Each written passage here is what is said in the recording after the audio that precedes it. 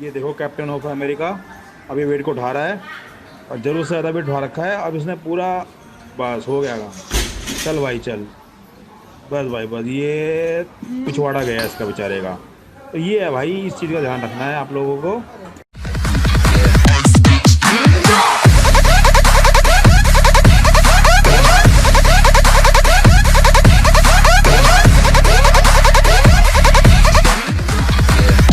Welcome back दोस्तों, नमस्कार। मैं अमित गुप्ता। दोस्तों जैसे कि पहले भी आपने वीडियोस में देखा कि वर्कआउट करते समय या पोजिंग करते समय बहुत से लोगों को अनकॉन्शियस सा फील होता है या उनको फेंटिंग सा फील होता है, चक्कर आ जाते हैं या वो बेहोश भी हो जाते हैं, गिर जाते हैं थोड़े समय के लिए। तो ये चीज़ें जो है ऐसा क्यों होता है, मैं इस वीडियो में आपको पूरा डिटेल में बताऊंगा कि वेट लिफ्टर या बॉडी बिल्डर्स जो है क्यों स्टेज पे जो है फेंट हो जाते हैं, उसका क्या रीज़न होता है। तो आइए इस वीडियो में मैं आपको पूरा डिटेल में बताऊंगा कि ये कैसा होता है और क्यों होता है। तो दोस्तों मेरी वीडियोस को 60% लोग ऐसे हैं जो देख रहे हैं बट सब्सक्राइब नहीं कर रहे हैं मेरे चैनल को। तो मेरी रिक्वेस्ट है उन लोगों से, मेरे चैनल को सब्सक्राइब कर दीजिए और आपके सब्सक्राइब करने से मुझे मोटिवेशन मिलेगी और मैं आगे ऐसे ही अच्छी और बढ़िया वीडियोज़ जो है आपके लिए बनाता रहूँगा। तो दोस्तों आते हैं अब इस वीडियो में। जैसा कि मैंने आपको पहले बताया कि आपने देखा कि कैसे वेट लिफ्टर, पावर लिफ्टर और बॉडी बिल्डर्स जो है स्टेज पे जो है फेंट हो जाते हैं, उसके पीछे क्या रीज़न होता है। बेसिकली मेन 3 रीज़न होते हैं जिसके पीछे जो है ये फेंट होने का पूरा प्रोसेस होता है। तो दोस्तों पहला पॉइंट है सिनकॉप। सिनकॉप का मतलब ये है कि लॉस ऑफ कॉन्शियस। थोड़े समय के लिए जो है आपको बेहोशी सा फील होना या आपको अंधेरा सा आंखों के सामने आ जाना। आपने कई बार खुद भी ये महसूस किया होगा जब आप ट्रेनिंग करते हैं और ट्रेनिंग करके उठते हैं तो आपको हल्का हल्का सा अंधेरा सा फील होता है।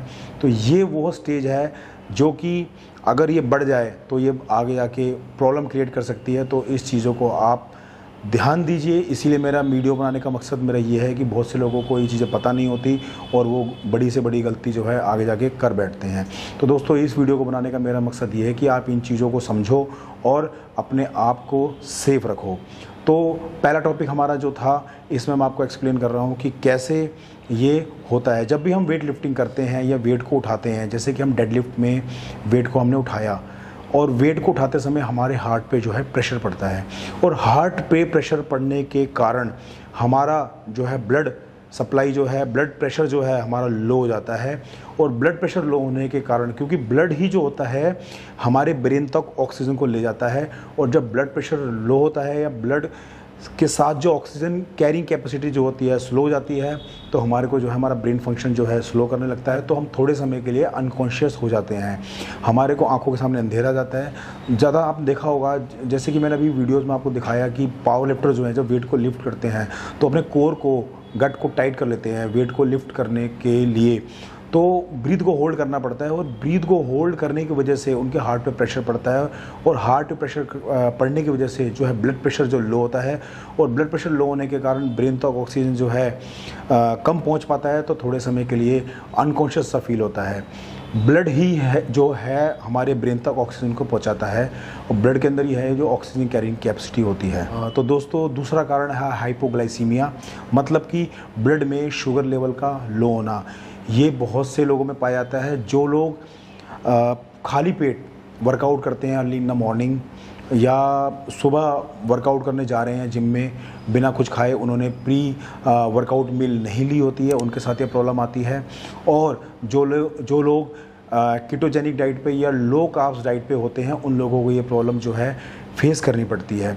होता क्या है इसमें, जब आप एक तो आपने रात को खाना खाया होता है, जैसे कि आपने रात की मील सपोज़ को 10 बजे, 11 बजे या 12 बजे जो भी ली है, उसके बाद आप सो जाते हैं। सो के आप सुबह उठते हैं तो आप सोचते हैं कि मेरा फैट जो है जल्दी बर्न होगा अगर मैं बिना कुछ खाए वर्कआउट करूंगा। तो होता क्या है, हमारी बॉडी कम से कम 7 से 8 घंटे फास्टिंग पर चली जाती है और हमारा शुगर लेवल ऑलरेडी नॉर्मल या लो आ चुका होता है। तो अब आप वर्कआउट करने पहुंच जाते हो और उससे पहले आपने प्री वर्कआउट मील भी कोई अगर नहीं ली होती है, तो आपका वर्कआउट करने से बॉडी जो एज ए फ्यूल जो है यूज़ कर लेती है ग्लूकोज को या एनर्जी को। तो आपका शुगर लेवल जो है उस टाइम डाउन हो जाता है और आपका ऑलरेडी अगर शुगर लेवल डाउन हो तो वो लो साइड पे चला जाता है और लो साइड पे आने के बाद जो है ये फेंटिंग की प्रॉब्लम भी आपको आ सकती है। ये उन लोगों को खासकर ध्यान रखने वाली बात है जो लोग वर्कआउट से पहले प्री वर्कआउट मील नहीं लेते हैं। प्री वर्कआउट मील में आपने प्रोटीन और कार्बोहाइड्रेट जो है कम से कम 1 घंटा पहले ज़रूर लेना है।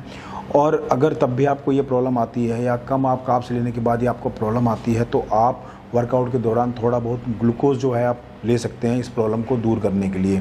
तो दोस्तों हाइपोग्लाइसीमिया के जो मेन जो सिम्टम्स ये हैं कि आपको थोड़ा सा डिजीनेस फील होना या आपको ब्लड विजन होना या आपका हाथ कांपना, थोड़ा बहुत ये जो है हाइपोग्लाइसीमिया के जो है सिम्टम्स हैं। तो अगर आपको ये ऐसा वर्कआउट करने में आपको अगर फील होता है तो आप जो है थोड़ा बहुत ग्लूकोज या BCAA में भी थोड़ा बहुत ग्लूकोज आप ऐड करके जो है आप ड्यूरिंग वर्कआउट जो है आप उसको ले सकते हो।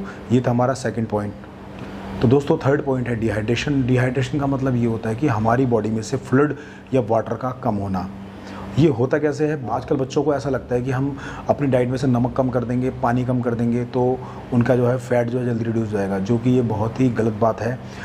आपको बॉडी में से अगर आपके सोडियम कम होगा या वाटर कम होगा तो आपको डिहाइड्रेशन ही करेगा और कहीं ना कहीं आपको जाके वो मेजर प्रॉब्लम कर सकता है। और दूसरा जो मेन है, बहुत से बच्चे कैफ़ीन ज़्यादा मात्रा में लेने लगते हैं जल्दी फैट रिड्यूस करने के लालच में।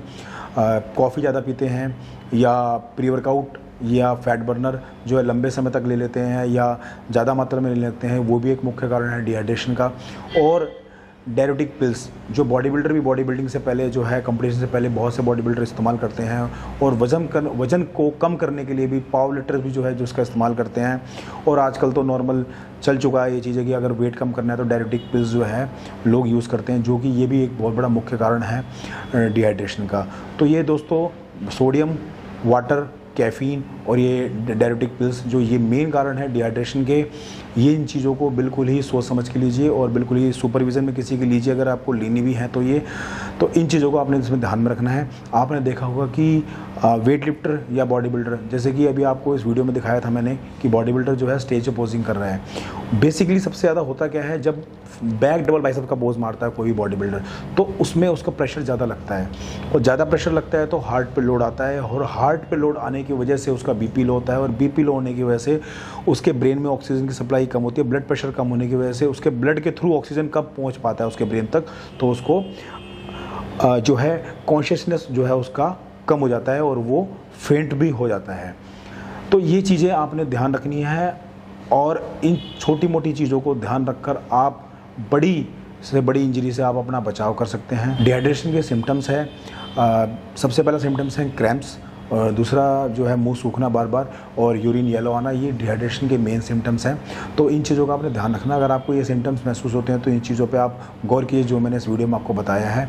वेट लिफ्टिंग, हैवी लिफ्टिंग के दौरान या लिफ्टिंग के दौरान जो है या बॉडी बिल्डर स्टेज पे जो है फेंट होने का रीज़न, ये मेन 3 रीज़न है। आपने इस चीज़ का ध्यान रखना है, आपने ये गलतियाँ नहीं करनी है। तो आपको मेरी वीडियो कैसी लगी, उम्मीद करता हूँ पसंद आई होगी। अगर पसंद आ जाए तो लाइक कर दीजिएगा और मेरे चैनल को सब्सक्राइब करना ना भूलें। Thank you.